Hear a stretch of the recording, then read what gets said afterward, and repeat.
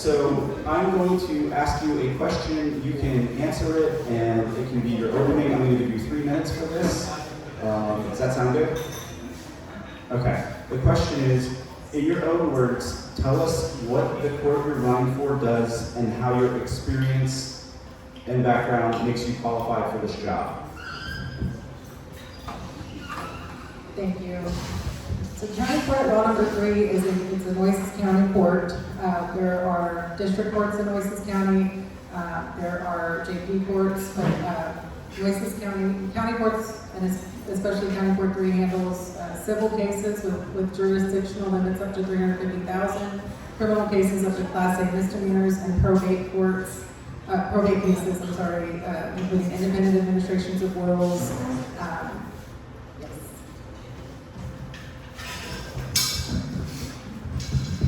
Good evening, everybody. First, I'd like to say thank you for Spencer and the Coalition for putting this event on, and thank you all for your attendance tonight. I know there's a million places you could be, but thank you.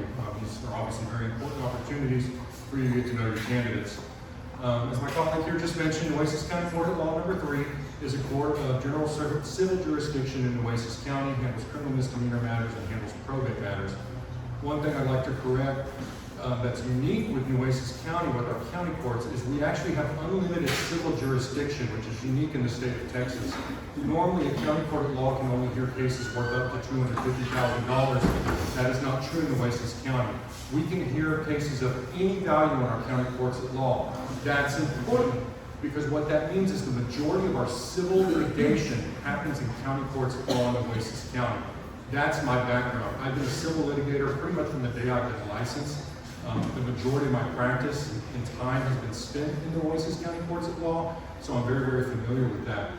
The dockets themselves are probably split 50-50 between civil cases and criminal cases, but the vast majority of the time is spent on civil matters, and so that's why I feel like I'm very qualified for this position. Excuse me. Thank you. And there is that microphone there. I forgot. It has an on-off switch. I always use that going forward. The next question we're going to ask is, why are you running now? What specific problems in this court are you trying to fix, and what would you do differently than your challenger in the first 90 to 180 days? Thank you, Spencer. So why I'm running because I have 14 years of experience as an attorney, and I've handled cases in every court, JP courts up to federal court in the Southern District of Texas. So I am qualified for this position, and I'm ready to go on day one. I have trial experience, so I have experience handling cases at every stage, and I am, what I hope to bring to this court is docket control and order and management skills, as I've run my own practice my entire career, and I bring the knowledge of case management as well as trial experience. Yeah. So, one of the big reasons why I decided to run for this, as somebody who's been litigating, somebody who's been out there and been doing it, a lot of the feedback that I've heard from my colleagues is we have judges that are maybe not consistent with their decision-making process, right? And so for me, bringing a consistent judicial philosophy is very, very important. Why is that important? Why does that matter to you as citizens of Nueces County, right? We're judges, we're off in our ivory towers. How does that affect everyday voters and everyday citizens in Nueces County? When you have a judge who is consistent with their judicial philosophy, what you're going to see is you're going to see a lot less time spent on contested hearings. What's going to happen is parties are going to say, man, if you go before old Judge so-and-so, this is what he's likely going to do. So what you're going to see a lot of times is attorneys working out things ahead of time rather than having contested hearings. Why does that matter? As you all know, there's typically 40 hours in a work week, right? If we're having to spend 10 to 20 hours a week on hearings that maybe we wouldn't have to have if the judge was more consistent with their approach from the bench, then that frees up time for the important things like criminal matters, for the probate matters. Nobody ends up with a probate matter by choice, right? That's something that you have to go through because a loved one or somebody passes away. And so it's important that the courts have the time to address those matters. Thank you. Okay, and then we're going to move on to the next question. Have you ever voted in a Democratic primary? If so, what was the most recent? And why are you running as a Republican? With the follow-up, if you win this primary, what's your plan to beat the Democrat incumbent in November? Thank you. So I'm proud to be a Republican. I'm proud to be here, and I especially enjoy these forums because I don't think the Democratic Party is putting anything on like this where we're allowed to voice our opinion. So I am very happy to be here. I have voted in a Democratic primary. My family, my aunt has been a judge for 28 years in Oasis County. She retired, and so I did vote for my family. What I can say is I never voted for Obama, and I can attest to that and swear to that under oath.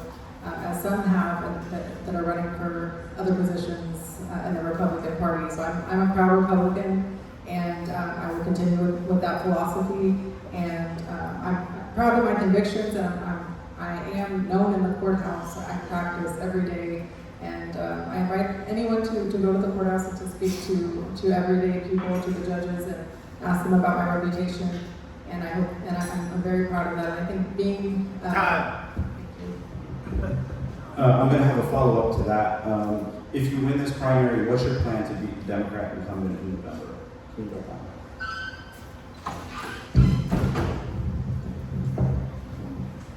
I feel that I have strong support and I have experience in court and I'm ready to take the position. I'm here to serve my community, and I think that that's a big thing. I think that we need judges that are focused on everyone. There's pro se defendants. There are people that come from other counties to practice law here, and I can be fair and follow the law and not legislate from the bench. Thank you. Same question? Going back to the first question, no, I've never voted in a Democrat primary. I've been a Republican voter for my entire life. It's something that as I've gotten older, I've only gotten more conservative. Obviously, I think that's pretty typical for a lot of people when you have children and you start getting more involved in your community, your values start to trend to be more conservative. My plan for beating a Democrat incumbent, it's pretty simple. I'm going to outwork her. I have no doubt in my mind that I want this a million times more than she does. The incumbent that's been there, she's towards the end of her career. I think this is something that she's doing, and she's probably on the fence about it. As you all know, as you get along in your career, you start to think about winding down, and there's things that you want to do with your family, you want to travel. Everybody deserves a retirement. They want to do those things. I want this, right? I want to be out there. I want to be working. How do I do that, right? You target the precincts where you know there's going to be swing voters, and you get out there and you hit the ground running, and you find messaging that's going to be effective and that is going to reach them. I'd like to ask for a little more time since she got the follow-up. Yeah, that's okay. And so how do you do that, right? You have to find messaging that's going to resonate with moderate people and swing voters. The nice thing about running for judge, what we have that is unique, is our job is to be fair, impartial, and to follow the law. And that message sells to people. So if you can get out there and you can go knock on their doors and speak with them, I think you can sell that message, and that's something that I'm going to do that I guarantee the incumbent, my opponent, won't do. Thank you.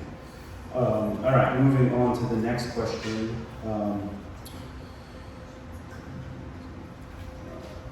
Let's actually move into the specific questions for.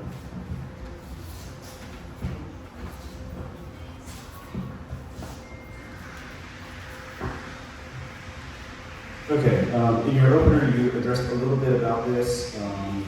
County Court of Law in Hillsborough covers misdemeanors, probate, and civil cases. In which of these are you, and we're going to start from Neely, in which of these are you strongest, and which will be your biggest learning curve? I think what you're all going to see tonight between myself and my opponent here is you're going to have a candidate that has a lot of civil law experience, and you're going to have a candidate that has a lot of criminal law experience. I come to the table with a lot of civil litigation experience, and that's something that I focused on heavily. I've done it from the plaintiff side, I've done it from the defense side. I understand how both sides of the bar work. That helps me and gives me strength because whenever parties are coming before me, I understand where they're coming from. There's motions I've seen, I understand the motivation behind them. I'm used to drafting motions, I'm used to doing research, I'm used to briefing. It's all things that I'm familiar with. And so whenever, a lot of civil litigation is done outside of the courthouse. It's done, it's your computer, it's filing motion, it's a lot of motions practice. That's things that I'm very familiar with. As a judge, you need to be familiar with those things because you're doing that prior to the parties coming in for their hearings, and you need to be well prepared. I would say I probably have a bit of a learning curve with the criminal law. I won't cover that fact up. However, I think that's something that I'm very well versed in from my prior time at the DA's office and the city attorney's office. Thank you.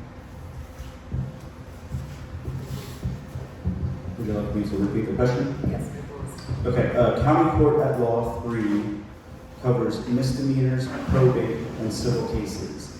In which of these are you strongest, and which will be your biggest learning curve? Thank you for that. So I've handled, as a private attorney with my private practice, I've handled a myriad of cases. So when someone comes in with an issue, we find out how to address it. So I have a lot of experience handling civil matters, divorces, child custody cases. I've been appointed as an ad litem in federal court as well as state court to represent individuals that have civil litigation pending. I've handled mediations.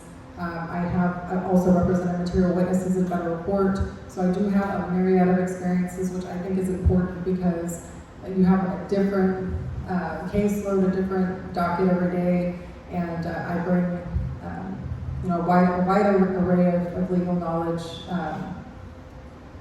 to the courtroom, and I'm proud of that. As a learning curve, I've handled it. I don't know what I could improve upon would be maybe. Do you have something to finish up?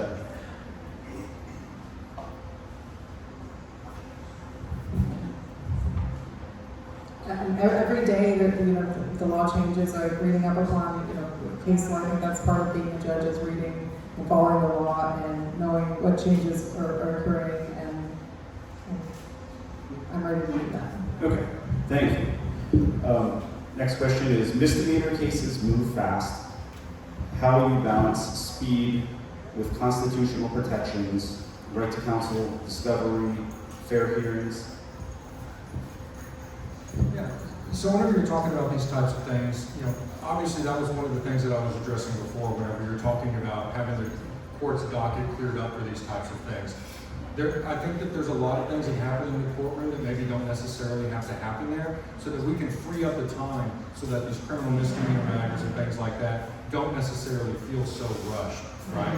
I think that one thing that's been very, very helpful is having Zoom, allowing attorneys that are, whenever you're a criminal defense attorney, you sometimes are set for hearings in all different counties, right? And it speeds up the process by making sure that those people can come in and do what they need to do and do their jobs in a quick and efficient manner.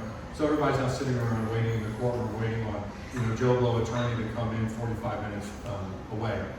And so that's one of the things that I think is really important is we need to make sure whenever we're looking at these cases and prioritize what are the types of hearings that are important to the citizens of Nueces County, and how can I as a judge affect and impact that process? Thank you.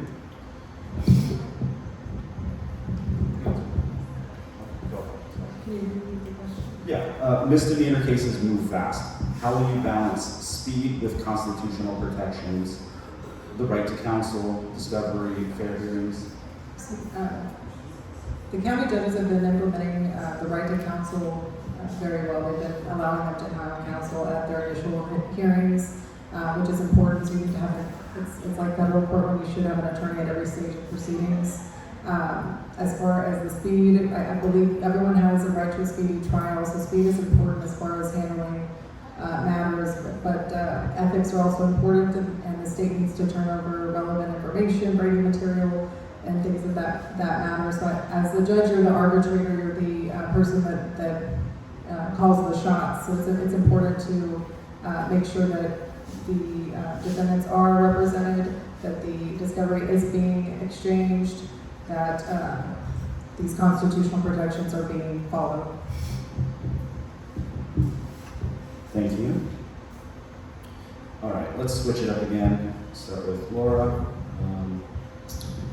What specific qualifications make you prepared for this job? If you could give 2 to 3 concrete examples, case types, trial experience, or management experience? Like I've said before, I've managed my own law practice. I've had several employees. I have a paralegal that's been with me since 2013. I have a big caseload. Right now I have, the majority of my cases are criminal cases. In the Southern District of Texas, I have 4 cases and 2 are pending trial. I have tried cases, and I know what it takes to work with law enforcement. As a judge, I get to take a different position. I get to make sure that both sides are given a fair shot. My understanding and my experience of going before different judges in different courts in different states gives me something that my opponent does not have. He does not have as much experience before different courts in different jurisdictions, and I'm proud of that. This one was, what specific qualifications make you prepared for this job? If you could please give 2 or 3 concrete examples, maybe case types, trial experience, management experience. So as I mentioned before, I've done a lot of civil litigation in my practice, and I've done it on both the plaintiff side and the defense side. That's important because as a judge, you need to be fair and impartial. And if you've only worked on one side of the aisle doing one thing, if you've only done criminal prosecution, you've only done criminal defense, that might lead you to have some kind of bias that you might not even be aware of, right? Because you just happen to have a lot of knowledge about that specific area. I've done it on both sides of the aisle. I know how to be fair and impartial to both sides. You know, I always tell our younger attorneys whenever I'm training them, you know, your job, whether you're the plaintiff or the defendant, your job is actually to know the other side's case better than your own. Because you need to understand what it is they want to do and where they want to go. And I think that kind of foresight helps you to be a good, impartial judge. Some other qualifications for me is that, you know, I'm used to handling cases in the Court of Appeals. I know what it takes to uphold the record. So whenever you're a judge, obviously you want to be making rulings that if they are appealed, they get upheld by the 13th court. And that's something that I'm proud to say that I've done in the past. I do have federal litigation experience as well from whenever I started my practice. Thank you.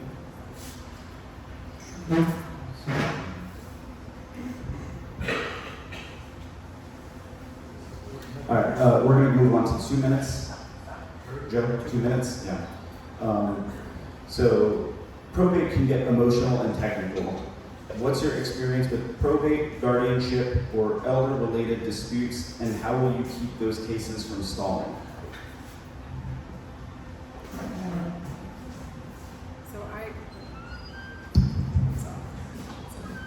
I have handled, when I went to St. Mary's, there's a clinic for wills, the wills clinic, and we were allowed to prepare wills for people that couldn't afford an attorney, and so I would assist in their preparation. So I have experience as far as preparing a will, what is required. I have handled some probate matters for family. I've also, I enjoy meeting with veterans, and so I have offered pro bono services to veterans, and I've assisted them with wills, and so I do come with knowledge. Thank you. Thank you. So in my years practicing, I've done quite a lot of ad litem appointments with probate law. I've prepared wills. I have handled some probate matters. Can I say that that's been the focus of my practice, or that I should be board certified in it? Absolutely not. I cannot say that to you. But I do feel confident that it's an area of law I can learn. And you know, a lot of probate matters ultimately end up in litigation, and they ultimately are contested probate matters. And so I do think that my civil litigation experience is going to come into effect whenever you start talking about that. As anybody here in this room has dealt with, you understand that when somebody passes away, emotions can run high, people change whenever money gets involved, right? And so that's something that I think is important to have a judge that can weigh those types of things and handle not only the emotions of those matters, but also, you know, be fair and impartial in that process and follow along. Thank you. Okay, we have a couple more questions, and then I'm going to ask you two to step out, and Chris and Kathy will come up. Not yet, but just forewarn. The next question, and we're going to start with Neely. For civil cases, what are your rules of thumb on continuances, mediation, and trial settings so parties aren't waiting forever? Yeah, you know, it's hard to give any kind of catch-all rule for it because whenever you're a judge, there's going to be certain factors and things like that that are always going to impact every case differently. You know, as somebody who's been in civil litigation in Oasis County for a long time, generally one continuance per side is something that is given, right? Mediation is a great opportunity to get cases resolved, and for those people that don't know what mediation is, that's where the parties have a third party named a mediator, and he tries to resolve the conflict between the two parties outside of the courtroom. It's a very effective process. However, one thing that I've noticed that's happening a lot is parties are now using the mediation process to just try to get your highest offer, and then they walk away from the table, and then you end up having to get close to the trial setting anyways. And so I think that's something that we need to, as judges, be aware of what's going on out in the private practice, because you can't just say, I'm going to order a mediation and this is going to get that case done. You need to be aware of what is happening at the CLEs, the trainings for all the lawyers, understand what's happening out there, because it is important to get these cases set. For me, it's important that the parties are moving along efficiently with the discovery process, getting docket control orders, and getting trial settings. I go against many parties. I have their cases sitting on my desk for 2 years and they never request a trial setting. That's crazy to me, because how is a case ever going to move forward if you don't even have a trial setting to apply pressure to both sides? So that's something that I would take a look at in order to try to speed up resolution of these files. Thank you. And I have noticed that there are a lot of civil cases that are pending in Oasis County, cases that sit on dockets for more than 2 years, and that's something that needs to be looked into. There needs to be DCC orders and drop dockets. I know in Clayburgh, they're pretty good about making sure that the DCCs are in order, and I would encourage mediation. I would encourage, I would allow for reasonable continuances, but I would not allow cases to sit on my docket for over 2 years as they currently are in this court. Thank you.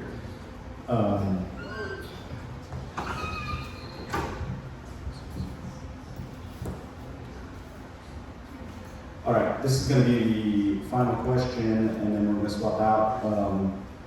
What does judicial restraint mean to you in practice, and what are 1 to 2 examples of a thing judges should not do from the bench? Judicial restraint's a very important thing. You know, I can just think off the top of my head of cases I've had where opposing counsel or somebody that I work with has done something, and I think to myself, man, that's going to make that judge really mad. Because there's times where you say, I disagree with what you're doing, judge, and I'm going to mandamus you. I'm going to take you up, and I'm going to go have the Court of Appeals say that you're wrong, right? As a judge, you are a professional, you are an elected official. You are not to take that personal, right? That is something that is specific to that case and to that issue. And the next time that attorney comes into your courtroom, it is that thing did not happen, right? You have to have a fresh, clean slate, because the courtroom is about the client. It is about the citizens of Oasis County. It's not about the attorneys, and it's not about the judges, right? So I can't help who these people have hired to be their attorney. I'm not going to hold that against them because that attorney might have tried to burn me 3 years ago on something that happened, right? It's that person's case, and I want to make sure that that person, that citizen, gets a fair shake in my court, and so that's why judicial restraint is important. Thank you. Neutrality is essential for the judicial position, and each party does need to be treated fairly. Again, like I said earlier, there's pro se defendants, which are defendants that don't have attorneys, and so you have to come in with an understanding that most of our judges in Oasis County are great at this, at treating everyone fairly. Defense attorneys that come in from other counties as well. It allows for a positive take on the judicial on the role of the judiciary. An example that I can give is that when I was a young attorney and I just started practicing, there was a judge that I won't name, but they didn't know the rules that applied in a hearing, and I knew the rule, and you know, as a young lawyer, I was nervous to call them out on it, but bad judges can make, experiences for young lawyers bad, they can make experiences for defendants bad, and it is very important to exercise judicial restraint and just follow the law.